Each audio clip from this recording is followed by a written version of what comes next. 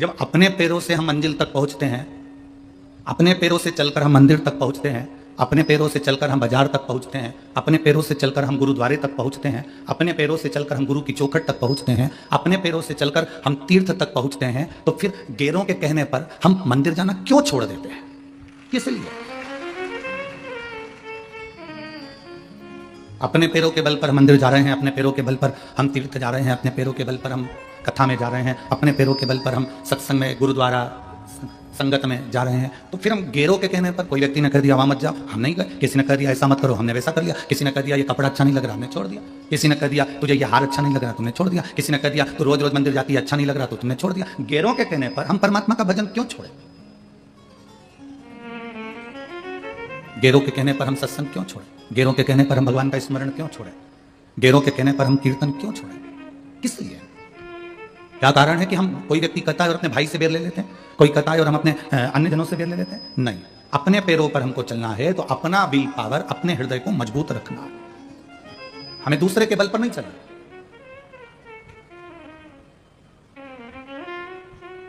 आप इतने सारे बैठे हो, लाखों की संख्या में आए हो, आपसे पूछें किसी दूसरे ने चबाकर तुमको रोटी दी, मुंह में चबाकर, और तुमने वो खाई क्या? अरे बोलो तो जम के, नहीं खाई ना। किसी ने मुंह में रोटी रख ली, कुरकुरा रख लिया, वेपर्स रख लिया, टॉफी रख ली और मुंह के अंदर चबाई खूब जोरदार, रोटी को, सब्जी को, भिंडी को, आलू को खूब चबाया और चबाकर तुमको दिया कि ले तू खा ले। तुमने खाया? नहीं खाया। क्या कहोगे? नहीं, हम नहीं खा सकते, ये बेकार है, झूठा है, छोड़ो इसको, हमें नहीं खाना। हम अपनी रोटी स्वयं चबाएं, हम अपनी रोटी स्वयं खाएं, हम अपने हाथ से जो रोटी खाएंगे और मुंह से चबाएंगे दांतों से, वो हमको सुख प्रदान करेगी, हमें आनंद की अनुभूति देगी, हमें उससे ईर्ष्या नहीं होगी, हमें उससे नफरत नहीं होगी। आज का व्यक्ति ऐसी जिंदगी जी रहा है कि उसने जो करा वो मुझे करना है, उसने ऐसा करा तो मुझे करना है, उसने वैसा करा तो मुझे करना है, उसने सोने की पाटली बनवाई मुझे बनवाना है, उसने प्लाट लिया मुझे लेना है, उसने जमीन ली मुझे लेना है, उसने गाड़ी ली मुझे लेना है। भले वो कर्जे में लदालूम होता चले जा रहा है और ये विचार करता है कि मुझे भी वैसा करना है। नहीं, अपनी रोटी अपने को खाना है, अपनी रोटी अपने को चबाना है, अपनी रोटी अपने को कमाना है, और उसमें हमें ईर्ष्या नहीं। भले हमारा छोटा सा व्यापार हो पर हमें दूसरे के देखकर अपने व्यापार की ओर नहीं करना, हमारा छोटा सा काम हो पर हमें दूसरे को देखकर नहीं चलना, हमारा अपना हमें देखकर चलना है कि मेरा ये श्रेष्ठ है, मुझे ये कर्म करना है, मुझे ये कर्म धारण करना है।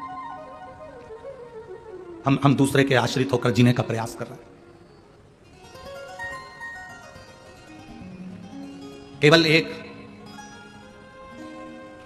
रामचरितमानस में केवल एक बंदर ऐसा था, एक बानर ऐसा था जिसको राम जी, लंका से राम जी महाराज सारे बानरों को लेकर अयोध्या गए थे, बस केवल एक बानर ऐसा था जिसको राम जी लेकर नहीं गए थे। जिसने वाल्मीकि रामायण पढ़ी होगी, वाल्मीकि रामायण में उस बानर का नाम लिखा हुआ है। केवल एक बानर ऐसा था जिसको राम जी लंका से अयोध्या नहीं लेकर गए, अवध नहीं लेकर गए। केवल एक बानर, जामंत को ले गए, विभीषण को ले गए, वहां जितने बानर थे, सुग्रीव, अंगद, हनुमान और जितने नल, नील और जितने जितने बानर थे, मेरे राम जी महाराज सबको अयोध्या लेकर गए थे। पर केवल एक बानर ऐसा था जिसको राम जी अयोध्या लेकर नहीं गए। वाल्मीकि रामायण में इसका वर्णन है। उस बानर का नाम था दुविध बानर। क्या नाम था उसका? दुविध। उस बानर का नाम था दुविध बानर। आपको उस बानर का नाम स्मरण में होना चाहिए कि सब लंका गए पर दुविध बानर को लंका नहीं लेकर गए। कारण क्या था? ऐसा दुविध बानर ने कर क्या दिया था कि राम जी उसको लंका लेकर नहीं गए? वो बानर करा क्या था? उस बानर ने हरकत क्या कर दी थी जो मेरे राम जी सारे बानरों को गले से लगाते हैं, सारे बानरों को हृदय से लगाते हैं, सारे बानरों को लेकर अवध तक जाते हैं, अयोध्या तक जाते हैं, पर दुविध बानर को लेकर लंका तक नहीं, लंका से अवध तक नहीं गए। कारण क्या है? कभी आप भी विचार करो, पूरे गांव के लोग, पूरे बनी के लोग, पूरे यवतमाल जिले के लोग, पूरे चंद्रपुर जिले के लोग बनी में शिव महापुराण की कथा में जा रहे हैं, आप कथा तक नहीं पहुंच पा रहे, तो कभी विचार करा कि मैं इतना व्यस्त क्यों, मेरे को टाइम क्यों नहीं मिल रहा? मैं आखिर 7 दिन की कथा में एक दिन भी कथा के अंदर हाजिरी लगाने नहीं जा पाया, मैं एक दिन भी अपना घर छोड़कर कथा में नहीं जा सकी, मैं जरा सी मेहनत नहीं कर सकी कथा में जाने की, तो आखिर मैंने कौन सा पाप कर्म कर दिया था? मैंने ऐसा क्या कर दिया कि अपने नगर में कथा हो रही है, अपने क्षेत्र में कथा हो रही है और मैं 2 कदम चलकर परमात्मा के द्वार तक नहीं जा रही? दुनिया के लोग हरिद्वार जाते हैं, दुनिया के लोग गंगा सागर जाते हैं, दुनिया के लोग प्रयाग जाते हैं, दुनिया के लोग प्रयागराज का त्रिवेणी का स्नान करने जाते हैं, दुनिया के लोग कैलाश का दर्शन करने, महादेव का दर्शन करने के लिए सोमनाथ केदारनाथ जाते हैं, और मेरा 12 ज्योतिर्लिंग स्वयं बनी में आ गया और मैं अपना घर छोड़कर नहीं जा सकी। आखिर मेरा पाप कर्म कौन सा है? मेरे अंदर वो कौन सा पाप कर्म समाहित हो गया कि मैं परमात्मा के दरवाजे तक नहीं जा सकी, मैं भगवान की चौखट तक नहीं जा सकी, मैं भगवान के दरवाजे तक नहीं जा सकी? मैं परमात्मा की चौखट तक नहीं पहुंच सके।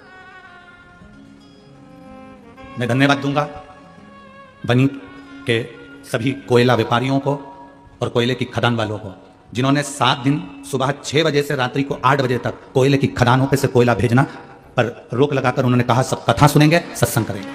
मैं धन्यवाद दूंगा।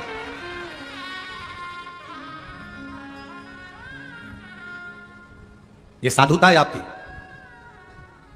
आपने भोलेनाथ जी के लिए समय निकाला है। जब तुमको जरूरत पड़ेगी ना, मेरा भोला बाबा समय निकालकर तुम्हारे दरवाजे पर खड़ा मिलेगा, यह निश्चित था। मैं बनी की सिख समाज को धन्यवाद दूंगा।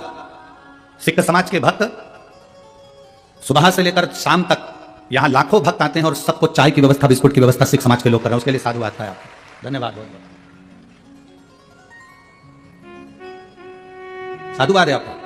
अभी हम भटिंडा पंजाब गए थे तो पंजाब में हमने क्या देखा, वहां एक अलग नजारा देखने को मिला हमको, अलग नजारा।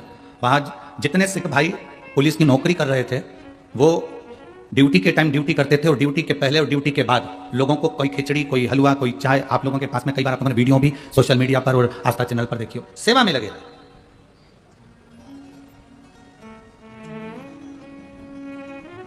अगर प्रभु कृपा करे कभी विचार करना, वो जो नहीं आए कथा में वो भी विचार करना कि हमारा पाप कौन सा था, और जो कथा में पहुंच गए, आप लोग इतनी संख्या में कथा में आए हो, कथा में आकर बैठे हो, आप भी विचार करना कि हमारे कौन से पुण्य प्रबल हो गए थे जो बनी में हम श्री महापुराण की कथा में पहुंच गए। वो भी विचार करें और आप भी विचार करो।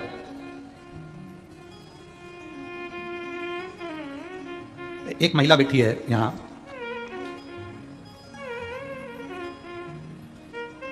मैं सो लीलाबाई जाधव, पति केवल सिंह जाधव, रहना घंटजी, यवतमाल, महाराष्ट्र। अब क्या नाम लिखा है इसमें आप लोग समझ गए होंगे, घंटजी यवतमाल, महाराष्ट्र। मेरा मोबाइल नंबर है। कहीं बैठी है क्या? हाथ हिलाइएगा। बच्चा लाई है क्या साथ में? नहीं लाए। बाबा का मैं क्या गुणगान करूं गुरुदेव, मेरे पास शब्द नहीं है। मैं धन्यवाद करना चाहती हूं माननीय जायसवाल जी को, राजा जी जायसवाल, श्रद्धा जी जायसवाल जी को। हमने कभी नहीं सोचा था कि हमारे इस वनी में शिव महापुराण की कथा हो जाए। गुरुदेव, मेरा बहू बेटे जिनके घर में 11 साल तक संतान का सुख नहीं था, सारे डॉक्टरों को दिखा लेना, ऐसी कोई जगह नहीं बची जहां का इलाज नहीं करवाया, लोगों की गोदी भी भरवाई, नरियल भी झेला, पर औलाद का सुख नहीं आया। बहू की आंख में आंसू रहता था, वो हमेशा कहती थी हमको लगता है कि बच्चे नहीं होंगे। लोग अपशब्द कहते, जहां जाओ वहां लोग पूछते तुम्हारी बहू को संतान है क्या, और बहू से भी कहते तुम्हारे को औलाद नहीं हुई अभी तक, बड़ी दुखी रहते।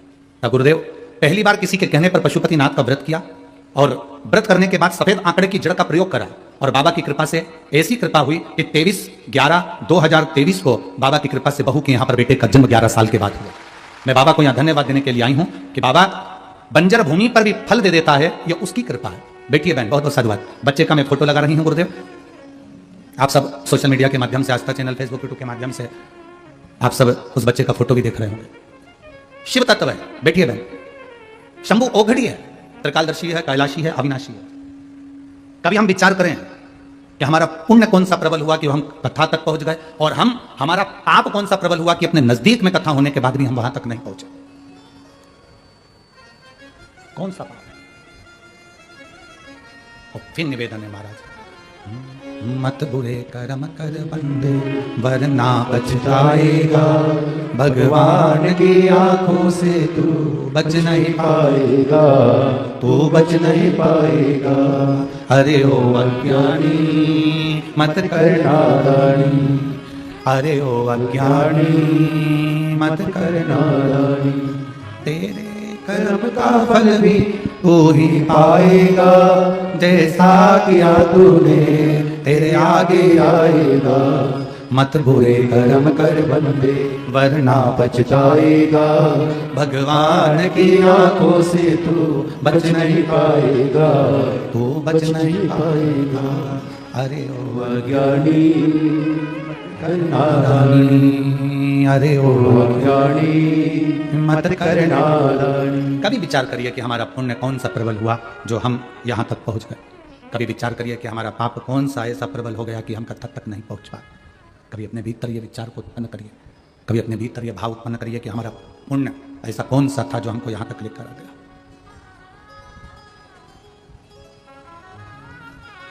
द्विध नाम का वो बानर, द्विध नाम का वो बंदर, राम जी सबको लेकर जा रहे हैं, सबको लेकर मेरे राम जी जा रहे हैं। बस केवल एक द्विध नाम का बानर ऐसा था जिसको लेकर निकल। जिसको लेकर नहीं पहुंचे, केवल एक बानर है।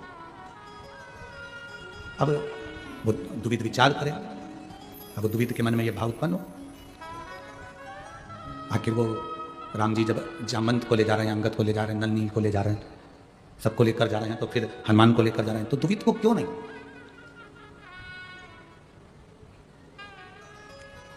दुविध को किस लिए? पूछ लिया श्री हनुमान जी महाराज ने। बहुत सावधानी से सुनना इस कथा को, आपको स्मरण में आएगा कि हम कथा तक क्यों नहीं पहुंच पाते, हम राम जी के साथ क्यों नहीं जुड़ पाते, हम भगवान के साथ क्यों नहीं जुड़ पाते, हम परमात्मा के साथ में क्यों नहीं जुड़ते। कारण क्या? आप में कई लोग ऐसे होंगे जिन्होंने एक अनुभव किया होगा। मंदिर जा रहे हो, दरवाजे पर आकर मेहमान खड़े हो जाते हैं, पानी का भरा भरा या लोटा लेके वापस अंदर जाना पड़ता है। कभी किसी ने अनुभव किया होगा, कभी किसी के साथ में अनुभव हुआ होगा। कथा में जा रहे हो और जाते जाते ही तुम्हारा बस निकलने वाले थे, इतनी देर में कोई दरवाजे पर आकर खड़ा हो जाता है और तुम्हें वापस आना पड़ता है। बहुत अच्छा शरीर है, बहुत अच्छा स्वास्थ्य है, बहुत अच्छा शरीर है, बहुत अच्छा स्वास्थ्य है, और मालूम पड़े तुम बस कथा में जाने की तैयारी थी और शरीर में कोई रोग, कोई तकलीफ, कोई कष्ट आ गया और तुम्हें वापस जाना पड़ा। वापस तुम अपने अपने घर में चले गए, वापस की वापस अपने अपने घर की ओर चले। पहुंच नहीं पाए, मंजिल तक जा ही नहीं पाए। भगवान मालिक है, पहुंच ही नहीं पाए, आप मंजिल तक जा ही नहीं पाए।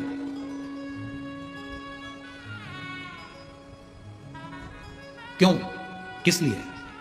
किस कारण? कभी विचार करा आपने?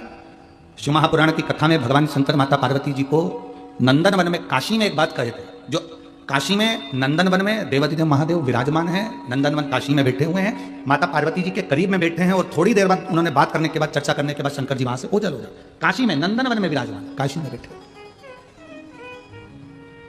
पार्वती जी ने पूछा, कौन से जन्म का पुण्य प्रबल होता है जो जीव आपके दरवाजे तक पहुंचता है?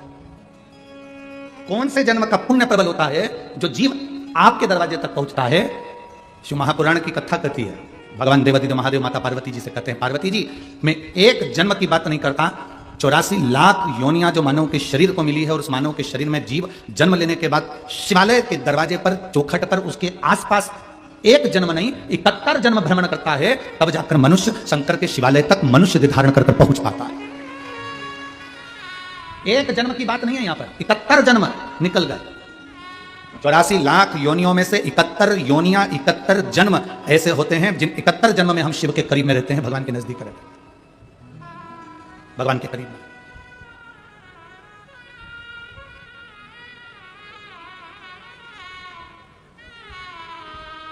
गुरु नानक देव जी के पुत्र, गुरु नानक देव जी के बेटे ने भी एक बार गुरु नानक देव जी से कहा था, सत्संग में मन लगना और नहीं लगना, इन दोनों में अंतर क्या है? अगर मान लो जीव सत्संग में गया, उसने संगत करी और संगत में बैठा और उसका मन नहीं लगा, तो संगत का, सत्संग का कोई प्रभाव पड़ेगा कि नहीं पड़ेगा? गुरु नानक देव जी के सुपुत्र पूछ रहे हैं, उनके बेटे पूछ रहे हैं, उनके पुत्र पूछ रहे हैं कि संगत में जाकर बैठ गए और मन नहीं लग रहा, चित्त नहीं लग रहा, तो संगत में बैठे कि नहीं बैठे, सत्संग में बैठे कि नहीं बैठे, प्रवचन में बैठे कि नहीं बैठे, कथा में बैठे कि नहीं बैठे? एक बड़ी सुंदर बात कही है गुरु नानक देव जी, कहते हैं गंगा के घाट पर पहुंच गए, गंगा का स्नान नहीं किया, कोई बात नहीं, गंगा के घाट तक तो पहुंच गए, और गंगा के घाट की रेत तुम्हारे शरीर से लग गई तो भी तुम्हारा कल्याण निश्चित ही है। गुरु नानक देव जी ने अपने सुपुत्र से कहा कि तुम कहते हो संगत में जाकर बैठ गए, सत्संग में जाकर बैठ गए, कथा में जाकर बैठ गए, मन नहीं लगा, तो फल मिलेगा कि नहीं मिलेगा? तो गुरु नानक देव जी ने कहा कि एक मटके को, एक हंडे को, एक घड़े को नल के नीचे सीधा लगा दो, चाहे उल्टा लगा दो। सीधा लगाओगे तो उसमें पानी भरा जाएगा, और उल्टा लगाओगे तो वो घड़ा भले पानी नहीं भराएगा पर ठंडा तो बना ही रहेगा। सत्संग में जाने वाला व्यक्ति ठंडा तो बना ही रहता है, संगत में बैठने वाला व्यक्ति ठंडा तो बना ही रहेगा, भले उसमें कुछ भराए ना भरा, उसमें कुछ जाए ना जाए, वो कुछ ग्रहण करे ना करे, पर अगर जब तक वो कथा में बैठा है, जब तक वो सत्संग में बैठा है, संगत में बैठा है, तब तक वो ठंडा। तुम खुद अंदाजा लगा कर देखो, 1 बजे से 4 बजे तक कथा होती है, 1 बजे से 4 बजे के भीतर तुम अगर अपने घर पर होते तो कितना झूठ बोल रहे होते? बोलो ईमानदारी की बोलो, मोबाइल पे। 1 बजे से 4 बजे के भीतर तुम घर पे क्या कर रहे होते? बर्तन मांज के, रोटी खा के सो रहे। ठीक है, तुम अपना अपना अंदाजा लगा कर देखो जरा सा।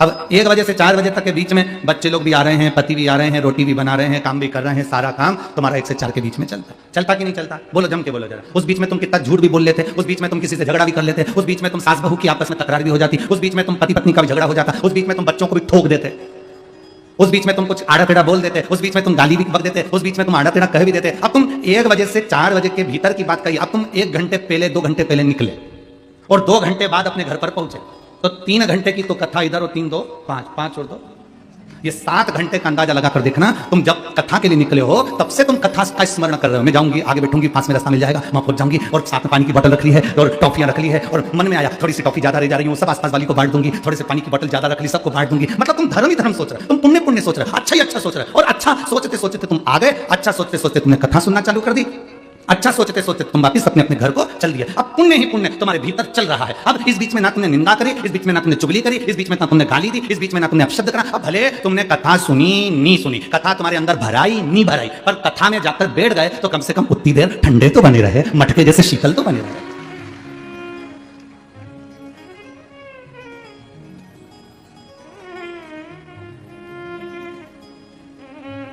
15 मिनट भी तुम बिना मोबाइल की चैट देखे बिना नहीं रह सकते। 15 से 20 मिनट में तुमको ना जाने वो कौन सी चींटी आके काटती है।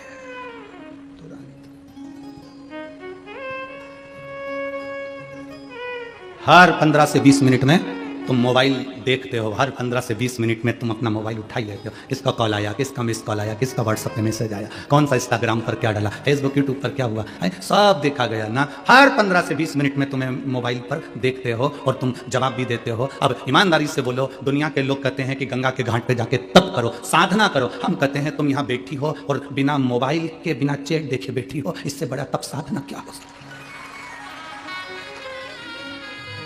ये बड़ी तप साधना क्या होगी?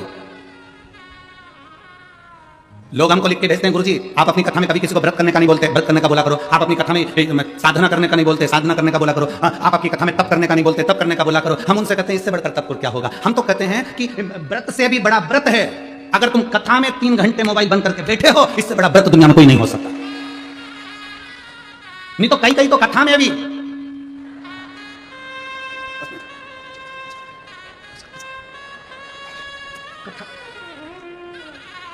इससे बड़ा तप और क्या होगा, इससे बड़ी साधना क्या होगी?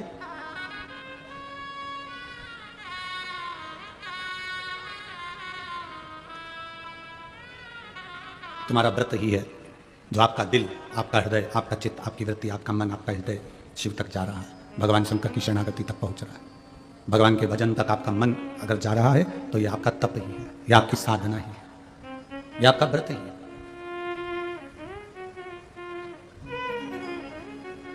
एक बानर जिसका नाम है दुविध बानर, हनुमान जी के मन में यह बात खल गई कि वो दुविध बानर को राम जी लंका से अवध नहीं ले जा रहे हैं। उसका कारण क्या? 3 व्रत होते हैं, 3 व्रत सर्वश्रेष्ठ माने गए हैं। पहला व्रत जिसमें आप कुछ मत खाओ, जैसे आप लोग करते हो, फलाहार खाते हो, फल खाते हो, कुछ नहीं खाते, यह भी व्रत है। सोमवार, मंगलवार, गुरुवार पशुपति व्रत, चतुर्थी का व्रत, पंचमी का व्रत, छठ का व्रत, सप्तमी का व्रत, तीज का व्रत, अष्टमी का व्रत, नवमी का व्रत, एकादशी का व्रत, द्वादशी का व्रत, प्रदोष का व्रत, त्रयोदशी का व्रत, शिवरात्रि का व्रत, ये सारे व्रत है जिसमें तुम खाते नहीं हो, भोजन नहीं करते या फलाहार करते हो या एक समय खाते हो, ये व्रत है। 3 व्रत मूल है, उसमें एक व्रत है जिसमें तुम भोजन नहीं करते। दूसरा व्रत, जिस व्रत में आप किसी प्यासे को पानी पिला रहे हो, भूखे को भोजन करा रहे हो, किसी की जिंदगी में कष्ट चल रहा है और उसके कष्ट को समाप्त करने का प्रयास कर रहे हो, यह भी दूसरे नंबर का व्रत है, यह भी व्रत है। और तीसरे नंबर का व्रत है किसी के चेहरे पर आपके कारण स्माइल आ जाए, प्रसन्नता आ जाए, आपके कारण किसी के चेहरे पर प्रसन्नता दिखे तो समझ लो यह भी व्रत है। जरूरी नहीं कि भूखे रहोगे तो व्रत कहलाएगा, जरूरी नहीं कि कुछ नहीं खाओगे तो व्रत कहलाएगा। व्रत की मूलता यह कहती है कि आप किसी के चेहरे पर प्रसन्नता ला दिए, वो भी व्रत है। आप किसी की दवाई का खर्चा उठा लिया, वो भी व्रत है। आप किसी पढ़ने वाले बच्चे के पास में पैसा नहीं, आपने उसका खर्चा उठा लिया, वो भी व्रत है, वो भी व्रत है।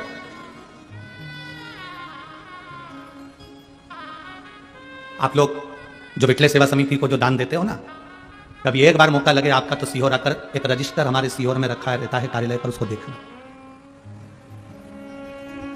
उस रजिस्टर में जो बच्चे पढ़ने वाले होशियार रहते हैं और उनके माँ बाप के पास में पढ़ने का, पढ़ाई कराने का पैसा नहीं रहता, तो उनके स्कूल की फीस, महाराष्ट्र के भी कम से कम 35 से 40 बच्चे हैं, ऐसे हर प्रदेश के थोड़े थोड़े बच्चे लिए हैं, महाराष्ट्र के भी 35 से 40 बच्चे हैं जिनकी फीस बिटले सेवा समिति आप जो दान करते हो उससे जमा करती है। जो बच्चे पढ़ने में होशियार है, पैसा नहीं उनके पास में, खबर करते हैं, फिर हमारी समिति का व्यक्ति वहां पर जाता है, उस नगर के लोगों से सूचना मांगते हैं कि ये बच्चा, उसकी आईडी और उस स्कूल का पता निकालते हैं, फिर स्कूल वालों से संपर्क करते हैं कि दीन दशा कैसी है, क्या स्थिति है, पढ़ने में कैसा है, फिर उसका समिति उसकी एजुकेशन करा देती है। आप केवल दान ये सोचकर नहीं करते कि हमने मंदिर का दान किया, गौशाला का दान किया, हमने इसका नहीं, आपके दान का एक अंश कोई अगर पढ़ रहा है, कोई विद्या अध्ययन कर रहा है, उसमें भी लग रहा है। इसीलिए हम आप लोगों को बार बार कहते हैं कि आपने अगर 1 रुपया भी बिटले सेवा समिति को दिया है, 3 दान करो तो 25 बार जाकर देखो। 3 दान कौन से? पहले नंबर पर कन्यादान। कन्यादान करा है तो बेटी के घर पर जाकर देखना कि तुम्हारी बेटी सुखी है कि नहीं, कहीं बेटी को दुख तो नहीं है। दूसरे नंबर पर गौदान, गाय अगर किसी ब्राह्मण को दी है तो उसके दरवाजे पर जाकर देखो कि गौ माता की सेवा सही हो रही है कि नहीं हो रही, वरना मालूम पड़े कि गाय ने जब तक दूध दिया तब तक तो रखी, फिर मालूम पड़े कसाई के घर बेच दी। 3 दान हमेशा जाकर देखना चाहिए। पहले नंबर पर बेटी का कन्यादान करो तो कन्यादान करी हुई बेटी को जरूर जाकर देखो कि बेटी को दुख तो नहीं है। दूसरे नंबर पर गौदान, गौदान करने के बाद जाकर देखो कि गाय को सब व्यवस्था है कि नहीं, उसको चारा मिल रहा है कि नहीं, उसको पानी मिल रहा है कि नहीं मिल रहा। मालूम पड़े दूध के चक्कर में कोई लेकर चले गया, तुमने गौदान कर दिया अपने दादा परदादा के नाम से और मालूम पड़े गाय दुखी है तो हमको दुख होगा। तीसरे नंबर पर लक्ष्मी का दान, तुमने जो दान करा है पैसे का 1 रुपया भी अगर समिति को या किसी को दिया है तो वहां जाकर देखो कि तुम्हारा धन सही जगह लग रहा है कि नहीं लग रहा, हजारों लोग भोजन कर रहे हैं कि नहीं कर रहे, वो सही स्थान पर लगा कि नहीं लगा। मालूम पड़े कटोरे में भिखारी ने पैसा लिया, शाम को जाकर मदिरा में लगा दिया, मांसाहार में लगा दिया, जुए में लगा दिया, वेश्यावृत्ति में लगा दिया, वो दान करने से कोई मतलब नहीं, उस दान का कोई मतलब नहीं। बेटी का दान करो तो 50 बार पहले जाकर देखो बेटी सुखी है कि नहीं। गौ का दान करो तो गौ माता को जाकर देखो गौ माता सुखी है कि नहीं।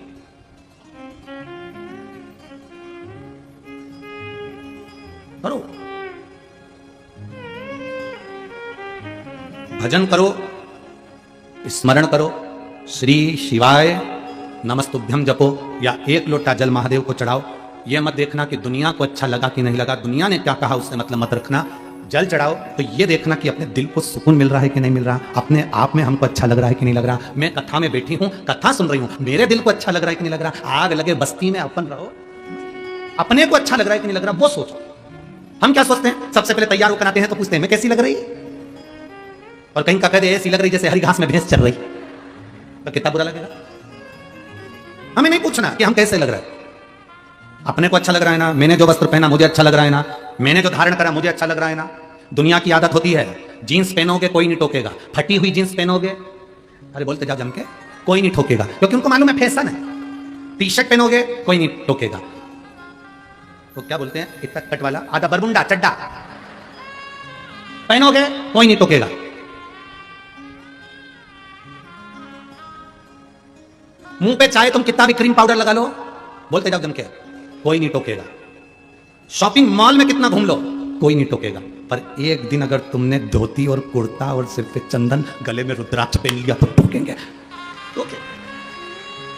एक दिन तुमने अगर धोती कुर्ता पहना, सिर पे चंदन लगाया, गले में रुद्राक्ष की माला, तुलसी की माला, कंठी पहनी, तो लोग टोकना चालू कर देंगे। भगत जी, बाबा जी, महाराज जी, फिर लोग कहेंगे ये तो देखा देखी कर रहा, ये तो ढोंग कर रहा, ये तो प्रपंच कर रहा है। जींस पहने तो किसी ने नहीं कहा कि तुम ढोंग कर रहे हो, टी शर्ट पहने तो किसी ने नहीं कहा कि तुम प्रपंच कर रहे हो, बाल कटवा लिए तो कोई ने नहीं कहा कि तुमने क्या करा। पर तुमने जिस दिन धोती कुर्ता पहना, जिस दिन तुमने मस्तक पर तिलक लगाया, जिस दिन तुमने चोटी बढ़ाई, जिस दिन तुमने यज्ञ का भी धारण करा, जिस दिन तुमने गले में रुद्राक्ष पहनना चालू करा, जिस दिन तुमने गले में तुलसी की माला पहनना चालू करी, उस दिन दुनिया के लोग टोकना चालू कर देंगे। ये बाबा जी बन जाएगा, ये तो पंडित जी बन गया, ये तो विद्वान बन गया, ये तो अपने आप को ऐसा बन गया, ये तो ढोंग कर रहा है, ये तो प्रपंच कर रहा है, ये तो ऐसा कलर भगवा कलर का कपड़ा धारण कर लिया। बस क्योंकि दुनिया के लोगों की आदत है सनातन धर्म पर उंगली उठाने की, दुनिया की आदत। आप बेकार जगह जाओगे कोई नहीं टोकेगा, आप मदिरा की दुकान पर जाओगे कोई नहीं टोकेगा, आप गलत जगह पर बैठोगे कोई नहीं टोकेगा, अच्छी जगह पर बैठोगे टोकेंगे। सुंदरखंड में जाकर बैठ जाओ टोकेंगे, सुंदरखंड में बैठने में भी शर्म आती है, मान लोग क्या कहेंगे, वहां पर भी शर्म। भजन में बैठोगे तो लोग क्या कहेंगे, आधे से ज्यादा लोग तो शिव महापुराण में इसलिए नहीं पहुंचते, लोग क्या कहेंगे। ये भी बैठी थी कथा में,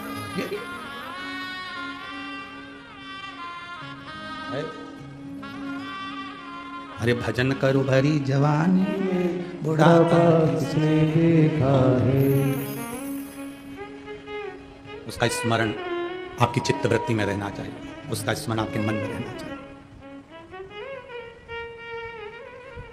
जल चढ़ाते समय अपने दिल को अच्छा लगना चाहिए, बेलपत्री चढ़ाते समय अपने दिल को अच्छा लगना चाहिए, प्यासे को पानी पिलाते समय अपने दिल को अच्छा लगना चाहिए, भूखे को भोजन कराते समय अपने दिल को अच्छा लगना चाहिए। कथा सुनते समय अपने दिल को अच्छा लगना चाहिए, दुनिया कुछ भी कहे। लोग कहेंगे कहां जा रही हो, इतनी दूर, गर्मी, मेरे मन को अच्छा लगे। मैं तो चली वृंदावन राणा, मेरे तो भाग जगे, तेरे महलों में आग लगे। मुझे क्या करना तेरे महलों से, मुझे तेरे महलों से मतलब क्या।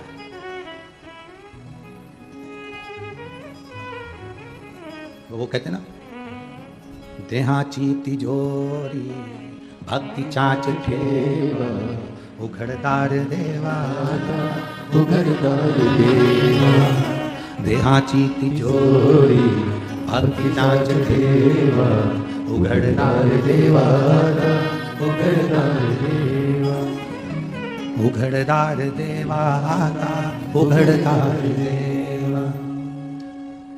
ये तिजोरी के अंदर भक्ति रूपी रतन जो भरा पड़ा है, उसको हमारे भीतर के भजन को, हमारे भीतर के स्मरण को हम रखें।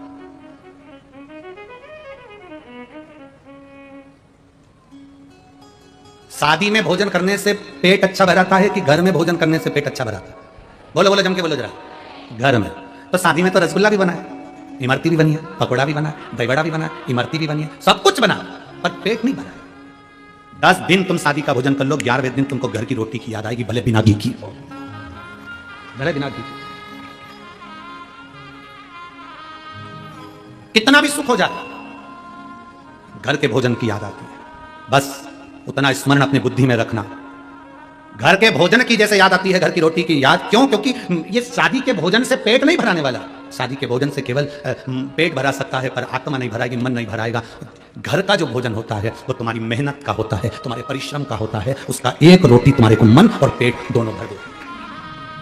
एक रोटी मन और पेट दोनों भर देती है, क्योंकि वो घर का भोजन है। एक गांव के व्यक्ति ने एक पोस्ट मास्टर से कहा, मास्टर साहब, मेरे बेटा बहुत दूर रहता है, मुझे पैसे की जरूरत पड़ती है, मैं पत्र लिख दूं, आप मेरे बेटे को पहुंचा देना। मास्टर साहब ने कहा लिख दो। बेटे को पत्र लिखा, उस पत्र में गांव के व्यक्ति ने लिख दिया, बेटा मुझे हर महीना 10 रुपया भेज दिया कर, मेरा गुजारे के पैसे नहीं है। अब 10 रुपए भेज दिया कर। मास्टर साहब को पत्र दिया कि इसको मेरे बेटे तक पहुंचा देना। मास्टर साहब ने सोचा, पोस्ट मास्टर ने सोचा, 10 रुपए लिखे हैं, इसमें एक जीरो बढ़ा देता हूं, और पोस्ट मास्टर ने उसमें एक जीरो बढ़ा दी। अब कितने रुपए हो गए?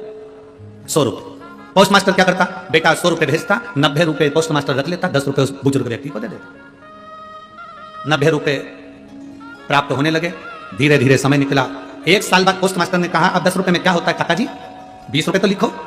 काका जी ने कहा बिल्कुल सही कर रहे हो, 10 रुपए में मेरा गुजारा नहीं होता। 20 रुपए लिख दिए। पोस्ट मास्टर ने क्या करा? जम के बोलो, एक जीरो बढ़ा दी। कितना हो गया? 200। बेटा 200 रुपए भेजता, 180 रुपए पोस्ट मास्टर निकालता, 20 रुपए गांव के व्यक्ति को। पैसे का ढेर लगने लगा।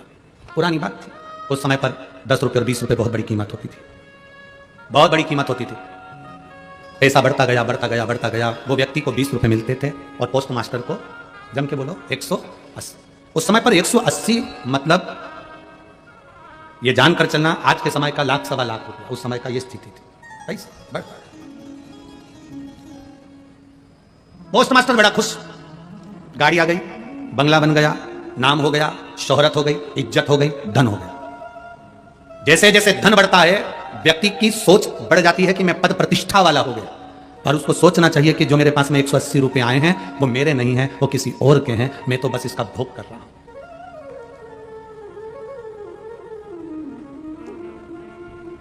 खाओ उतना जितना पचा सकते हो, और कमाओ उतना जितना भोग कर सकते हो। ज्यादा खाओगे अपाच्य हो जाएगा, ज्यादा कमाओगे तो दुनिया की दृष्टि में आ जाएगा। खाओ उतना जितना पचा सकते हो, कमाओ उतना जितना भोग कर सकते हो। मास्टर साहब बढ़ते गए, बढ़ते गए, बढ़ते गए, बढ़ते गए, गाड़ी भी बड़ी, बंगला भी बड़ा, सुख भी बड़ा। पर समय ऐसा आ गया कि घर में जो सदस्य रहते थे धीरे धीरे सब बीमार पड़ने लगे, रोग ग्रसित हो गए। वो 20 रुपए में वो गांव का व्यक्ति अपने 8 परिवार के सदस्य को पाल रहा था, और यहां 180 मिलने के बाद, तनख्वाह भी मिलने के बाद वो अपने 4 लोगों को पाल नहीं सका। बीमार पड़ते गए, वैद्य जी को बुलाया, डॉक्टर को दिखाया, रोग ग्रसता गया, बढ़ता गया, ग्रसता गया, और धीरे धीरे धीरे धीरे जो गाड़ी थी वो भी चली गई, बंगला था वो भी चले गया, और मालूम पड़े घर में सदस्य रहने वाले भी सदस्य रहने वाले केवल एक पत्नी, बेटा, बेटी और पति बचा। माता गई, पिता गए, भाई गए, बंधु गए, सखा गए, सब चले गए। आंख में आंसू पोस्ट मास्टर के, नैनों में जल भरा था। रो रहा था। वो गांव का बुजुर्ग व्यक्ति उससे मिलने के लिए आया, और मिलने के लिए आया तो कहा, पोस्ट मास्टर साहब आपको क्या हो गया, आपके परिवार को क्या हो गया, देखो कितना कष्ट है, पर बाबा की कृपा से आप जो मुझे 20 रुपए देते हो ना पोस्ट मास्टर साहब, आपका भगवान बहुत भला करे। मेरा बेटा जो पैसा भेजता है ना, वो 20 रुपए से मेरा घर बड़ा फल फूल रहा है, पर आपके ऊपर ऐसा क्या पहाड़ टूट गया जो पूरा घर बिखर गया, गाड़ी बंगला सब चले गया, धन दौलत सब चले गया, संपदा वैभव सब चले गया, और मैं 20 रुपए में भी सुखी हूं। बाबा कहकर गया, एक संत सामने से निकल कर आया। पोस्ट मास्टर ने उसके चरण पकड़ लिए। बाबा जी, मैंने सुना है आप ज्योतिषाचार्य, आप ज्योतिषी करते? हाँ, मेरा भाग्य देखकर बताओ कि मेरी जिंदगी में ऐसा कष्ट क्यों आ रहा है। ज्योतिषाचार्य ने कहा, 180 भारी पड़ गए हैं। वो 100 जो 80 रुपए मिले हैं वो भारी पड़ गए। मत दे तू इसको 180, पर उसके बेटे के पास खबर पहुंचा दे कि तेरे 180 रुपए मैंने भोग करे, 20 रुपए तेरे पिता को दिए। अगर वो बेटा तुझे माफ कर देगा तो समझ ले कि तू वापिस स्वस्थ हो जाए। हम फिर कहेंगे, मत बुरे कर्म कर बंदे वरना पछताएगा, भगवान की आंखों से तू बच नहीं पाएगा, तू बच नहीं पाएगा। अरे ओ अज्ञानी मत कर नादानी, अरे ओ अज्ञानी मत कर नादानी, तेरे कर्म का फल भी तू ही पाएगा, जैसा किया तूने तेरे आगे आएगा। मत बुरे कर्म कर बंदे वरना पछताएगा, भगवान की आंखों से तू बच नहीं पाएगा, तू बच नहीं पाएगा। बहुत धन हो गया तुम्हारे पास में, बहुत वैभव हो गया तुम्हारे पास में, बहुत गाड़ियां हो गई तुम्हारे पास में, लोग तुमको भैया जी कहने लगे, आदर करने लगे, सम्मान करने लगे, तुम्हें सलाम ठोकने लगे, तो तुम ये मत सोचना कि तुम बहुत ऊंचे हो गए। शिव महापुराण की कथा कहती है, जो बहुत उन्नति पर हो जाता है, बहुत ऊपर पहुंच जाता है, उसको झुककर चलना सीख लेना चाहिए, तो जिंदगी में आगे बढ़ जाता है।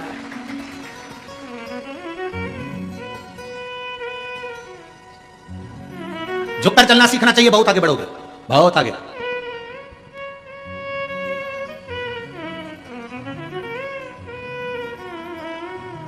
इस व्यासपीठ से मैं धन्यवाद दूंगा माननीय प्रधानमंत्री मोदी जी को। साधुता है उनको। राम जी महाराज की प्राण प्रतिष्ठा का अवसर, जरा विचार करिएगा, 500 वर्ष का वनवास झेलने के बाद मेरे राम जी जब अवध में विराजमान हो रहे हैं, तो व्यक्ति को तो और प्रफुल्लित होना चाहिए कि मेरे हाथ से राम जी विराजमान हो रहे हैं, पर एक रत्ती का भी अभिमान नहीं था प्रधानमंत्री जी के चेहरे। उनके सामने की प्रथम पंक्ति में हम बैठे हुए थे, वहीं सामने हम देख रहे थे, एक रत्ती मात्र का अभिमान नहीं, एक रत्ती मात्र की अभिमतता नहीं। पूर्व के जितने प्रधानमंत्री निकले हों, एक भी प्रधानमंत्री इतनी नम्रता नहीं रखा होगा जिन्होंने अवध की राम जी की प्राण प्रतिष्ठा करते समय जो नम्रता से नमन किया। एक एक संत की आंख में आंसू भरा हुआ था। यह विनम्रता है, और बहुत जरूरी है। अगर आप व्यक्ति, अगर कोई सेलिब्रिटी है ना, व्यक्ति बहुत आगे बढ़ा हुआ है ना, व्यक्ति को लोग बहुत मानते हैं ना, तो उसमें नम्रता होना जरूरी है। अगर किसी सेलिब्रिटी में, किसी मानने वाले व्यक्ति को जिसमें बहुत गौरव है, बहुत प्रतिष्ठा है, बहुत वैभव है, उसमें अगर नम्रता नहीं है तो वो शून्य के बराबर है, जीरो के बराबर है।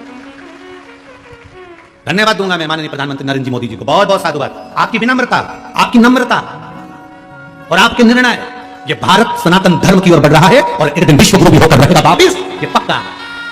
ये भारत वापिस विश्व गुरु होकर रहेगा वापिस, क्योंकि आपकी नम्रता, आपकी विनम्रता और आपका समर्पण इस राष्ट्र के प्रति है।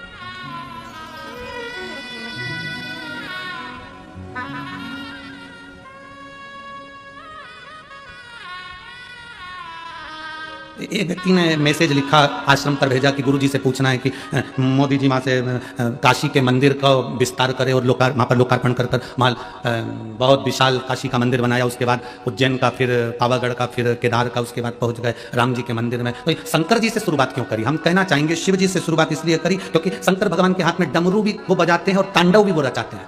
या तो तुम डमरू से समझ जाओ, नहीं तो तांडव से समझाना जानते। दो चीजें निश्चित है। आपका प्रबल विश्वास, आपकी दृढ़ता होना चाहिए, भरोसा होना चाहिए। आप जितने बड़े बड़े बनते जाओ, जितने बड़े सेलिब्रिटी बनते जाओ, जितने उन्नति पर करते जाओ, जितनी जितनी तरक्की करते जाओ, उतनी नम्रता तुम्हारे भीतर होना चाहिए। अगर तुम्हें नम्रता नहीं है तो वो किसी काम के लिए शून्य है, वो शून्य।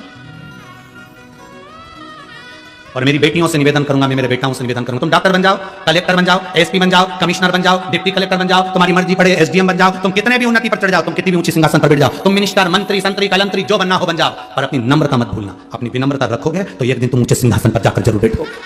विनम्रता होना चाहिए। रावण लंका अधिपति, रावण के पास सोने की लंका थी, रावण के पास में सारा वैभव था, रावण के पास में पूरा कुल था, रावण के पास में पूरा वंश था, सब कुछ था लंका अधिपति रावण के पास में, पर विनम्रता नहीं थी, नम्रता नहीं थी। खुद सिंहासन पर बैठा था, हनुमान जी को जमीन पर बिठाना चाहता था, और हनुमान तो हनुमान है, ऊंच की सिंहासन बना के उस पर बैठे थे। हनुमान तो हनुमान है, विनम्रता हो। और उसी रावण की लंका में विनम्रता दिखाई अंगद जी ने, पांव जमाकर खड़े हो गए, पांव जमाकर खड़े थे अंगद। एक व्यक्ति ने इस पर भी प्रश्न किया, इस पर भी लोगों ने प्रश्न करा कि हनुमान जी सीता जी का पता लगाने गए तो अंगद क्यों नहीं गया? जब अंगद इतना बड़ा विद्वान था कि पांव जमाकर खड़े हो गए तो अंगद में इतनी विद्वत्ता थी तो क्यों नहीं गया? हनुमान जी को तो याद ही नहीं था कि मुझ में इतना बल है, तो अंगद को तो याद था कि मुझ में बल है, फिर अंगद तो जाना था, आखिर अंगद पहुंचा क्यों नहीं? माता सीता का पता लगाने के लिए अंगद क्यों नहीं गया? हनुमान क्यों गए? अरे भैया, तुमने अगर रामायण पढ़ी होगी तो तुम्हें मालूम होगा, अंगद और रावण का पुत्र अक्षय कुमार, ये दोनों एक ही गुरु के यहां पढ़ते थे। अंगद इतना प्रबल था कि अक्षय कुमार के मुंह पे जब तक 25 थप्पड़ नहीं मार देता तब तक रोटी नहीं खाता था। कौन? जम के बोलो। अंगद क्या करता था? जब तक अक्षय कुमार के चेहरे पर 25 थप्पड़ नहीं मार दे तब तक वो रोटी नहीं खाता था। अक्षय कुमार रोया, बचपन का समय था, रोते रोते, बच्चों की आदत रहती है, कई कई स्कूल में पढ़ने वाले बच्चे, कई कई घर में रहने वाले बच्चे, छोटे छोटे जो बच्चे रहते हैं ना भाई भाई, वो एक दूसरे को मार ठोक नहीं देते तब तक रोटी उनको पचती नहीं है।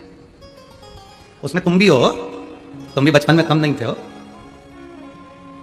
सबकी माता इतना सारा पोहा बनाकर, चिवड़ा देती थी, ये तेरा है, ये तेरा है, ये तेरा, पर तुम सब भी उसमें एक हो। इतने चतुर होते थे, जो ज्यादा वाला होता था ना वो अपनी साइड खींच लेते थे, कम वाला माँ चाय देती थी ना तो गिलास में नपती करते थे, कौन सा ज्यादा है, कौन सा कम है। अंगद का काम, अंगद बचपन में अक्षय कुमार को 2-3 थप्पड़ मार, 25 थप्पड़ मारे, जब तक रोटी नहीं खा। एक दिन अक्षय कुमार रोते रोते अपने गुरु जी के पास गए, गुरुदेव गुरुदेव गुरुदेव,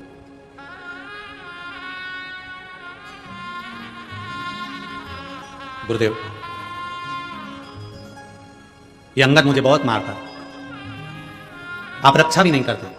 गुरु जी ने अंगद को बुलाया, अंगद तूने इसको मारा? अंगद बोला हाँ। क्यों मारा? इसके गाल अच्छे लगते हैं तो मार दे। ये कोई बात होती है? कई लोगों की आदत रहती है, गाल अच्छे दिखते हैं, ये कोई बात है? आज समझा रहा हूं अंगद तेरे को, आगे से अगर तूने ऐसी हरकत करी तो सोच लेना। अंगद कहने लगा जी गुरुजी। अब अंगद के तो हाथ सल पड़ा, सो रहा था अक्षय कुमार, अंगद उसके पास में जाकर सो के जो 25 अब अंगद के थप्पड़ मारने से अक्षय कुमार रोते रोते, आज पहली बार रोते रोते गुरु के पास गए। गुरुजी गुरुजी गुरुजी गुरुजी ने कहा क्या बोला? अक्षय कुमार बोले कि अंगद ने फिर मारा। बुलाओ उस अंगद को। अंगद को रात्रि के समय पर बुलाकर गुरुजी ने कहा अंगद श्राप देता हूं तुझको, अगर अब अक्षय कुमार के सामने भी पहुंच गया तो तू उसी समय पर मर जाएगा। शब्द सुनते ही अंगद के पिता अंगद को ले गए, अक्षय कुमार के पिता अक्षय कुमार को ले गए। रावण को यह मालूम था कि अंगद बानर अगर यहां लंका में पहुंच गया और मेरे बेटे अक्षय कुमार, इसलिए रावण ने किसको भेजा था सबसे पहले? अक्षय कुमार को, क्योंकि उसको नहीं मालूम था कि हनुमान जी आए। उसको तो लगा कि सबसे वीर अंगद आया, अंगद आया होगा तो अक्षय कुमार के सामने आते ही मर जाएगा। और यह बात जामंत जानते थे, इसलिए जामंत ने हनुमान जी को लंका में भेजा सीता जी का पता लगाने के लिए, पर अंगद को नहीं भेजा। और हनुमान जी ने सबसे पहला काम क्या करा? अक्षय कुमार को निपटाया, क्योंकि उसको मालूम है अंगद आएगा तो पहले लाइन क्लियर करते चल। सबसे पहले हनुमान जी ने पहुंचते सी, रावण को मालूम था कि बंदर आया, इनको लगा कि बंदर में केवल अंगद आया होगा, बड़ा वीर है अंगद, अंगद आया होगा, अंगद आया होगा तो अक्षय कुमार को भेजा जाए, अक्षय कुमार के सामने मर जाएगा, निगाह पड़ेगी और मरेगा, क्योंकि श्राप है। गया अक्षय कुमार, जैसे देखा तो वो अंगद तो नहीं था। हनुमान जी ने पचीट पचीट के धो दिया, जो धोया वॉशिंग मशीन में जैसे कपड़े को धोते हैं ऐसे, पूंछ में लपेट के घसीट घसीट के घसीट के, जैसे माताएं साबुन से धोती है फिर बाद में कूटती है। और बच जाता है तो घर में एक लकड़ी की, बच्चे तो ग्राउंड में क्रिकेट खेलते हैं, ये सुबह से कपड़े धोती है। क्यों सुबह से मोगरी से कपड़े धोती है? ये कपड़े नहीं धोती है, पूरे घर को डरा के रखती है।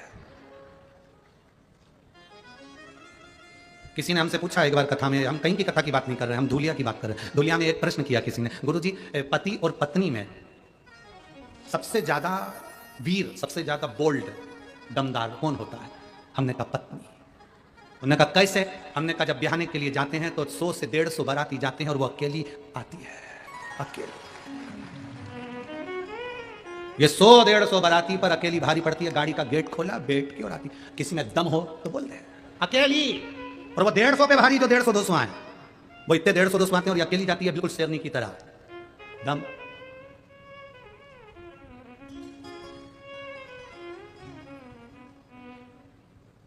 ना दमदार है। अब कोई समझे अक्षय कुमार, इसलिए उसको हटाना जरूरी था, हनुमान जी ने उसको हटाया। अब उसको समझने वाला समझे। अब रामायण में कई पात्र ऐसे होते हैं जिसको समझने की जरूरत होती है, बस व्यक्ति समझे तब तो, उसकी दृष्टि में आए तब तो। महाराज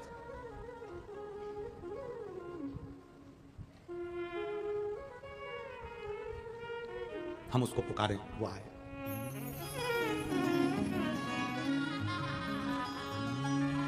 हरि डमरू वाले आजा तेरी याद सताए, मेरा ये भरोसा कहीं टूट न जाए। ओ काशी वाले आजा तेरी याद सताए, मेरा ये भरोसा कहीं टूट न जाए।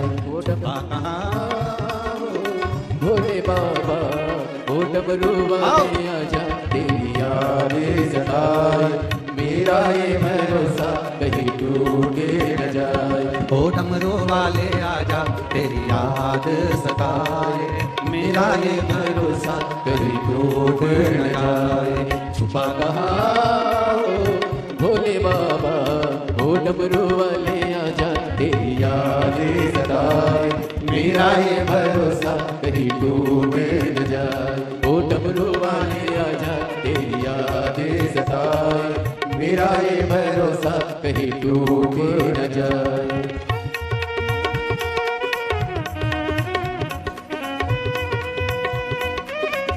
राधे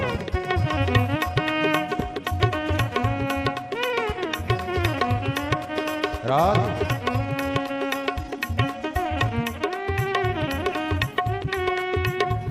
हरि बोल।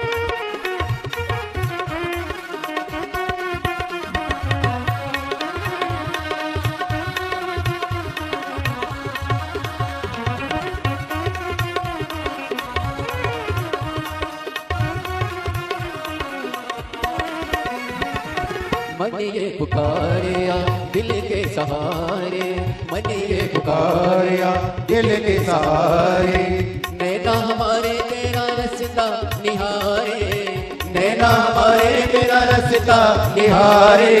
हरे पल विचारे छुपा कहाँ हो भोले बाबा ओ काशी वाले आजा तेरी याद सताए, मेरा ये भरोसा कहीं टूटे न जाए। ओ काशी वाले आजा तेरी याद सताए, मेरा ये भरोसा कहीं टूटे न जाए। छुपा कहाँ हो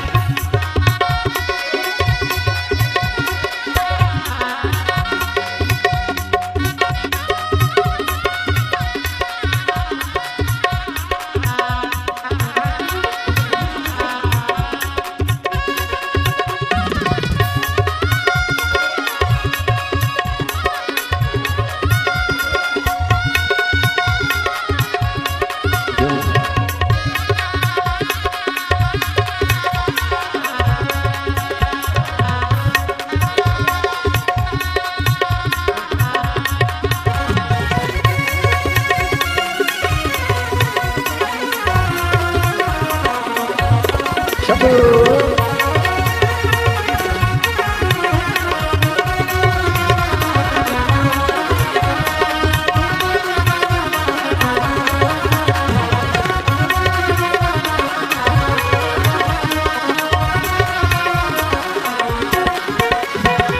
दिल की ये धड़कन गीत तेरे गाए, दिल की ये धड़कन देखते गाए, दिल की ये धड़कन गीत तेरे गाए, दिल की धड़कन देखते गाए। रोती है अखियाँ नीर बहाए, रोती है अखियाँ नीर बहाए, कैसे समझाए छुपा कहाँ हो भोले बाबा, ओ काशी वाले आजा तेरी यादें सताए, मेरा ये भरोसा कहीं टूटे न जाए। ओ काशी वाले आजा तेरी यादें सताए, तेरा ये भरोसा कहीं टूटे न जाए।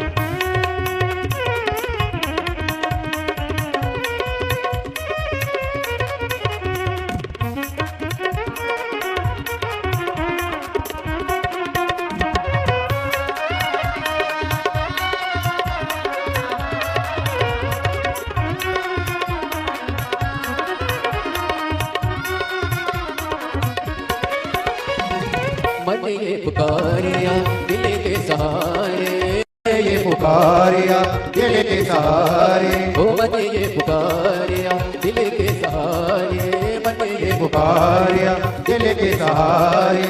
नैना हमारे तेरा रास्ता निहारे, नैना हमारे तेरा रास्ता निहारे, हरे पल विचारे छुपा कहाँ हो भोले बाबा, ओ डमरू वाले आजा तेरी यादें सताए, मेरा ये भरोसा कहीं टूटे न जाए। ओ डमरू वाले आजा तेरी यादें सताए, मेरा ये भरोसा कहीं टूट न जाए। ओ काशी वाले आजा तेरी याद सताए, मेरा ये भरोसा कहीं टूट न जाए। ओ डमरू वाले आजा तेरी यादें सताए, मेरा ये भरोसा कहीं टूट न जाए। ओ काशी वाले आजा तेरी याद सताए, मेरा ये भरोसा कहीं टूट न जाए। ओ काशी वाले आजा तेरी यादें सताए, मेरा ये भरोसा कहीं टूट न जाए। हार हार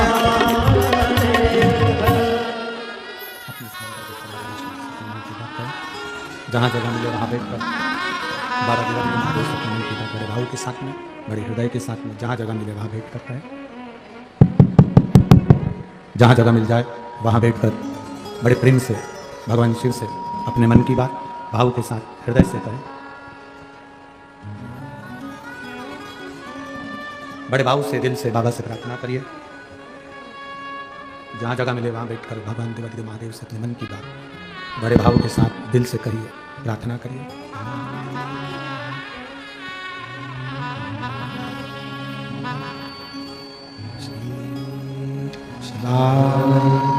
नमस्तु श्री शिवाय नमस्तु श्री शिवाय नमस्तु श्री शिवाय नमस्तु श्री शिवाय नमस्तु भोला सब दुख काटो हमारा, ओ भोला सब दुख काटो हमारा। शिव शंकर जपो तेरी माला, भोले बाबा जपो तेरी माला, भोले भोला सब दुख काटो हमारा, ओ भोला सब दुख काटो हमारा।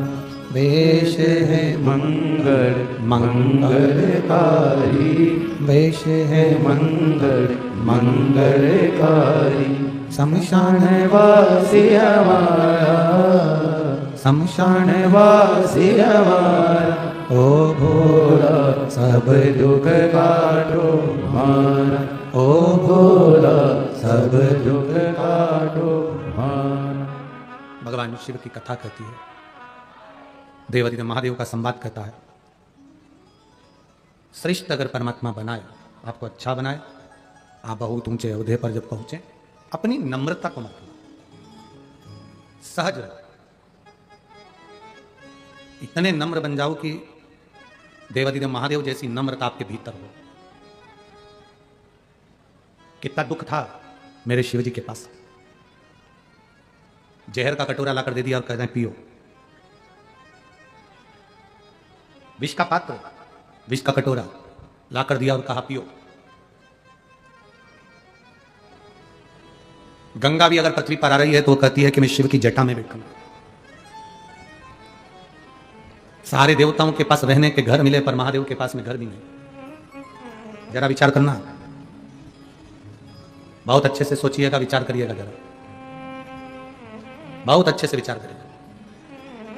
आप थोड़े से में घबरा जाते हो कि हमारे पास में घर नहीं है, व्यापार नहीं है, व्यवसाय नहीं है, ये तकलीफ है, वो तकलीफ। ना ना, बिल्कुल ना घबराइए। शंकर जी को जल चढ़ाने से बल मिलता है। हम जब देवादिदेव महादेव को जल चढ़ाते हैं तो शिव जैसा बल हमारे पास में आता है कि सामने जहर भी आ जाएगा तो मेरा महादेव मेरे साथ में है, मैं जानती हूं रत्ती भर तकलीफ नहीं आएगी, एक रत्ती की तकलीफ नहीं आएगी, मैं ये जानती हूं।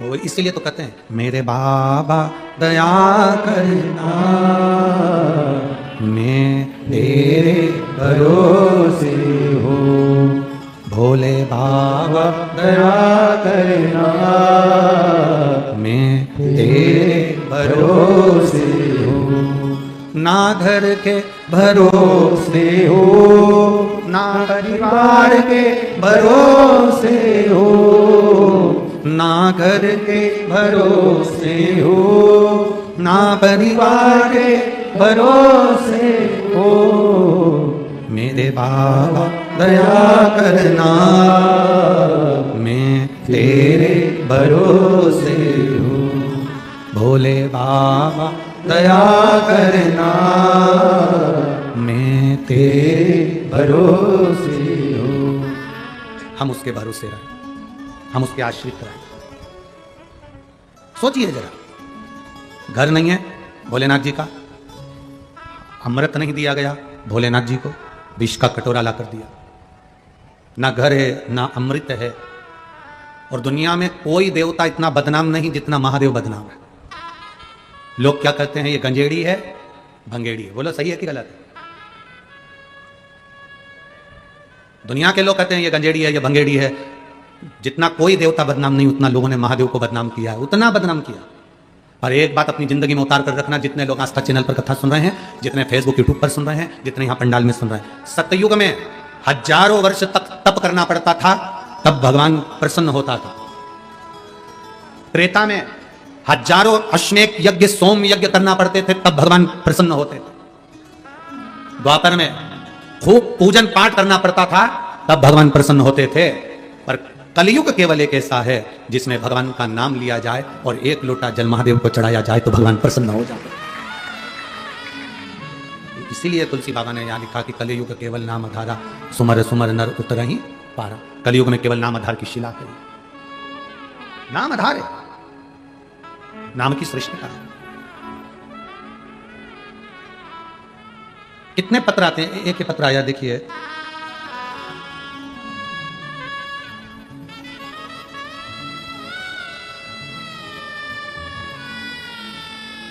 दीपिका अशोक जी भेदे, नबी शुक्रवारी, महल, नागपुर से। कहीं बैठी हैं क्या? कहीं बैठी हो तो हाथ हिलाइएगा। दीपिका अशोक बेंद्रे, नबी शुक्रवारी, महल, नागपुर से हूं। कहीं बैठे हो तो हाथ हिला सकते हो। हाथ हिलाओ, ठीक है, दिख गए। बाबा, मुझे 3 साल से ब्रेस्ट कैंसर है। नागपुर में मेरा इलाज हो रहा है। डॉक्टर के हिसाब से मेरा कैंसर फैलते जा रहा था। नागपुर में 5 दिन की कथा थी, मैंने 4 दिन कथा सुनी और बाबा से विनती करी, बाबा मेरा कैंसर फैल रहा है, डॉक्टर के हिसाब से मैं बहुत तकलीफ में हूं, बस ऐसी कृपा करना कि मेरा कैंसर जो फैल रहा है वो थम जाए और आगे ना फैले। डॉक्टर के हिसाब से कीमो चालू हुए, पर कीमो में तकलीफ बहुत होती है। अब मेरे को काम पर भी जाना, करूं तो करूं क्या, शरीर में तकलीफ भी बहुत। मैंने नागपुर की कथा में 4 दिन बाबा से विनती करी और बाबा से विनय करी, अगर मेरा यह कैंसर थोड़ा थम जाएगा और शरीर में नहीं फैलेगा तो अगली कथा जहां नजदीक में होगी वहां जाकर मैं प्रणाम करूंगी। बाबा, बीच में मुझे हार्ट की प्रॉब्लम भी हो गई और बाबा की कृपा का मैं क्या वर्णन करूं।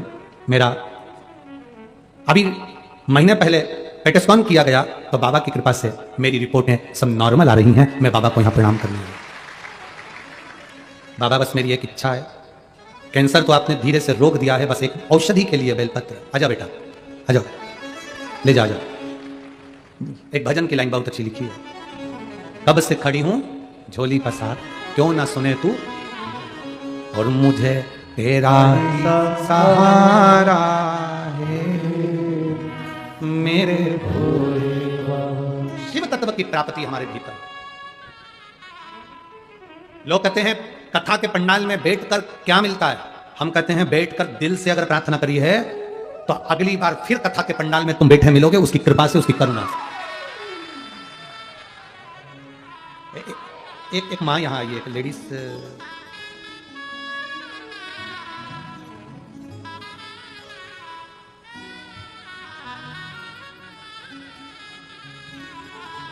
एक यवतमाल से कोई महिला यहां पर आई है, उनके बेटे ने पत्र लिखा है, प्रेम राजेश गौर ने पत्र लिखा है, यवतमाल से मेरी मां, उसकी एक मन की मुराद थी जो आकोला की कथा में बाबा ने पूरी कर दी, तो वो यहां यवतमाल से पैदल चलकर आई है। कहीं बैठी हो तो हाथ हिला सकती है।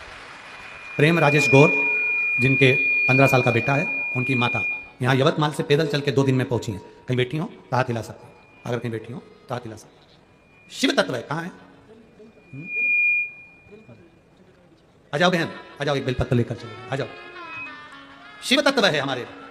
भगवान देवादिदेव महादेव का स्मरण, भक्ति, भरोसा, विश्वास जितना दृढ़ होता है उतना फल।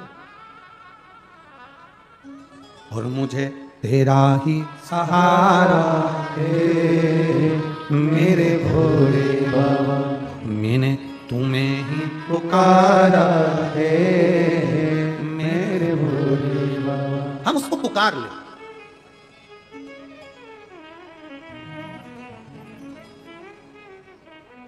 आज एक बात कहें, आप लोग स्वीकार करना, अगर बन सके तो अपने भीतर उतारो। जिस दिन आप मंदिर ना जा सके, उस दिन कोई जल का पात्र लेकर, लोटा लेकर मंदिर जा रहा हो, तो हमारे मुख से हम उसको उपत कर, भले हम नहीं भी बात करते हैं तो भी हम उसको हाथ जोड़कर कहें, श्री शिवाय नमस्तुभ्यम। कारण हम नहीं जा रहे, पर हमने जो मंत्र बोला है, हमने जो जाप किया, हमने जो बोला, वो जल के पात्र में उसकी तरंग पड़कर बुझ जाए। एक तालाब में जाना, तालाब कुआं बावड़ी देखना, और उसमें एक छोटा सा पत्थर उठा के पटक दो। पत्थर पटकोगे तो क्या होगा, वो उसमें एक लहर उठेगी। देखा है आप लोगों ने, एक लहर उठती है, वो लहर आगे बढ़ते बढ़ते बढ़ते बढ़ते बढ़ते बढ़ते जाती है और आखिरी में वो लहर एकदम तालाब की बिल्कुल आखिरी सिरे तक पहुंच जाती है, और फिर वहां से वापस टकराकर धीरे धीरे वो लहर का तरंग हल्की सी उस पत्थर तक आती है। शिव महापुराण की कथा कहती है, जल का पात्र लेकर जाते समय हम जब श्री शिवाय नमस्तुभ्यम कहते हैं तो पानी में एक तरंग उत्पन्न हो जाती है, और वो तरंग जब देवादिदेव महादेव को चढ़ती है तो उसका फल श्री शिवाय नमस्तुभ्यम कहने वाले को मिलता ही है, भले जल किसी ने भी चढ़ा, जल को ही भी चढ़ा। बोल बम का नारा है, सारी समस्या का हल एक लोटा, एक सुख अपने भीतर, आनंद का फल उसमें आता है। महाराज शिव कथा कर रही है, भगवान देवादिदेव महादेव का संवाद कर, नम्रता हमारे भीतर लेकर आए। जितने नम्र होंगे उतना आनंद होगा। शंकर भगवान पार्वती जी को संवाद कर रहे हैं, शिव जी पार्वती जी को जो संवाद कर रहे हैं वो जीवन का एक आनंद देने वाला संवाद।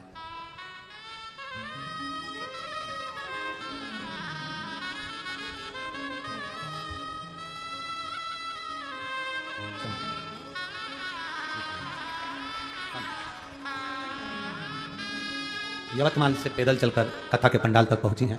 एक बार जोरदार ताली बजाकर स्वागत वंदन अभिनंदन। बाबा देवादिदेव महादेव से जो मांगा था वो बाबा ने दे दिया, तो पैदल ये शिव कृपा, ये शंकर की उदार, उसकी कृपा बिना संसार में कुछ नहीं है महाराज। आप दिल से उसको पुकारोगे, दिल से उसको बोलोगे, वो दिल से सुनता है।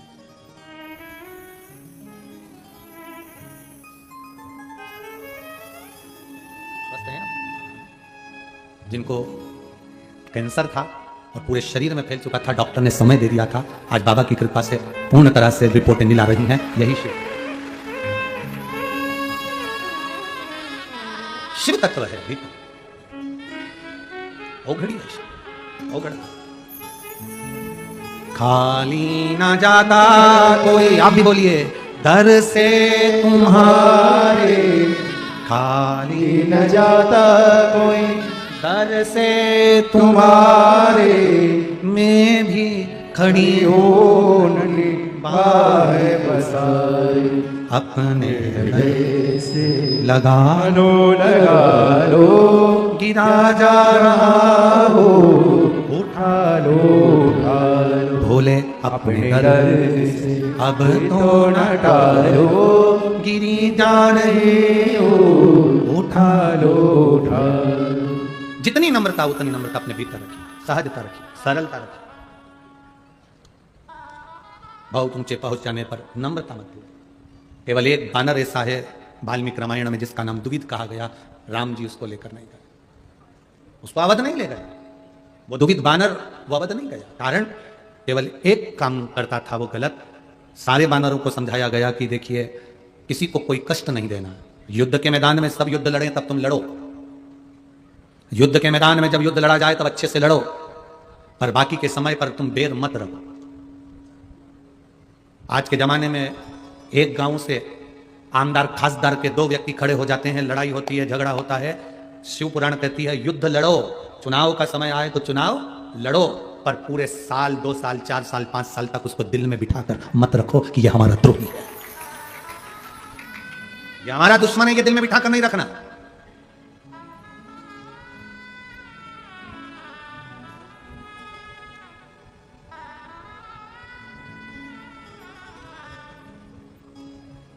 बेर नहीं रखना। कई लोग ऐसे हैं, एक बार अगर किसी चुनाव लड़ते हैं, हार जाते हैं या जीत जाते हैं तो एक दूसरे से बेर रख लेते हैं। इसके आदमी ने मेरे साथ काम किया था, इसके 5 आदमी बहुत आगे बढ़कर काम कर रहे थे, इनको सल्टाना, इनको ये करना। अरे भाई क्या बेर रखना?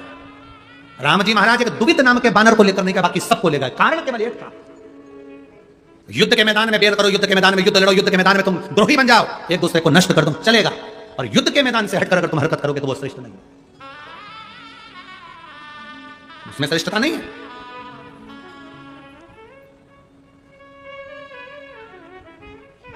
अरे भाई बड़ी विडंबना है, भाई भाई का द्रोही हो गया, बहन बहन की द्रोही हो गई, परिवार परिवार का द्रोही बन गया। किस चीज के लिए? धन सत्ता वैभव प्रतिष्ठा के लिए।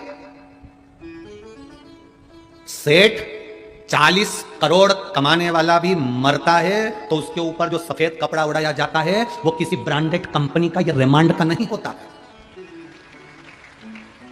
घर के लोग रोने में लगे रहते हैं, मोहल्ले के लोग तैयारी में लगे रहते हैं, और परिवार वालों से कह दिया जाता है उस दुकान पे चले जाओ और कपड़ा लिया, और कपड़े की दुकान पे से कपड़ा लाया जाता है, उसकी तो घड़ी भी नहीं बनाई जाती, ऐसे ही मरोड़ के दे दिया जाता है, और बिना नाप के अभी तक जितने कपड़े लेकर आए, double XL, 1 XL, triple XL, ये एक्सल, 42 नंबर, 10 नंबर, 15 नंबर, ऐसे लाए। अब बिना नंबर के, बिना एक्सल के वहां तो बस गए, कहा मुर्दे के लिए कफन दे दो, और कफन का कोई नाप नहीं, नपा नपाया है, दे दिया, ले जाओ, उड़ा दिया। कितनी सत्ता में जी रहा, कितने अहंकार में जी रहा, मेरा धन, मेरा वैभव, मेरी प्रतिष्ठा, मैं नहीं बोलूंगा, मैं नहीं चलूंगा, मैं नहीं करूंगा, मैं नहीं जाऊंगा, मैं नहीं आऊंगा। एक दिन मरकर शमशान चले गए, राख पड़ी रही, हड्डियां उठा के नदी में फेंक दी गई। 13 दिन बाद बामन जीन लिए, फोटो इतना बड़ा चढ़ गया दीवार पे, और प्लास्टिक के फूल की माला टंग गई। अब श्राद्ध में नीचे फोटो को उतारा, कंडा जलाया, घी शक्कर छोड़ के धूप लगा के पूरी चिपका दी। बस इतनी जिंदगी है। प्रेम रखिए, वात्सल्यता रखिए, स्नेह रखिए, स्नेह। नामदेव जी, संत तुकाराम जी, रामकृष्ण परमहंस जी, स्वामी विवेकानंद जी, मीराबाई, कर्माबाई, प्रहलाद, ध्रुव, ये सब क्या करोड़पति थे? भक्त थे। इस भारत की भूमि पर चौराहे पर किसी करोड़पति की मूर्ति नहीं लगती है। तुम्हारे महाराष्ट्र में लगती हो तो बात दूसरी है, किसी चौराहे पर भारत की भूमि पर किसी करोड़पति की मूर्ति नहीं लगती है। कोई अच्छे से अच्छा पैसे वाला भी मर जाए तो उसकी मूर्ति चौराहे पर नहीं लगती है। चौराहे पर उसकी मूर्ति लगती है जिसने दुनिया के लिए कुछ किया होता है और दुनिया की आंख के आंसू पोछे होते हैं। फिर चाहे वो कोई भी हो, वो ये नहीं देखा जाता कि कौन धर्म का है, कौन संप्रदाय का है, किस वर्ण का है, कौन है, कोई नहीं देखा। फिर वो नहीं देखते। वहां तो ये देखा जाता है कि इसने किया क्या है। कुछ अच्छा कर्म करा जिंदगी में, मानव का शरीर मिला, तक जोड़ा जोड़ा जोड़ा जोड़ा, आखिरी में छोड़ा, पड़े दिए, मर गए, चले गए, तेरा बामन जीम लिए, पूरी सब्जी मिल गई, लोटा चटाई आसन मिला, सब चले गए, पेट पे हाथ फेरा, सब गए। कौन याद करे? यहाँ तो एक शास्त्र कहता है, तेरा तेरा दिन याद करे, क्यों रे नर सुमिरन क्यों नहीं करे। तेरा तेरा दिन याद करे। तेरे को केवल 13 दिन के बाद 14 दिन को याद नहीं करेगा। मरे गए, कोई याद नहीं करेगा। पर तुमने जिंदगी में अच्छा काम कर दिया, किसी भूखे को भोजन कराया, प्यासे को पानी पिलाया, किसी को औषधि दिलाई, किसी को अच्छा कर दिया, तुम्हारे को मरने के बाद भी याद किया जाएगा। मरने के बाद भी याद किया जाएगा। क्यों?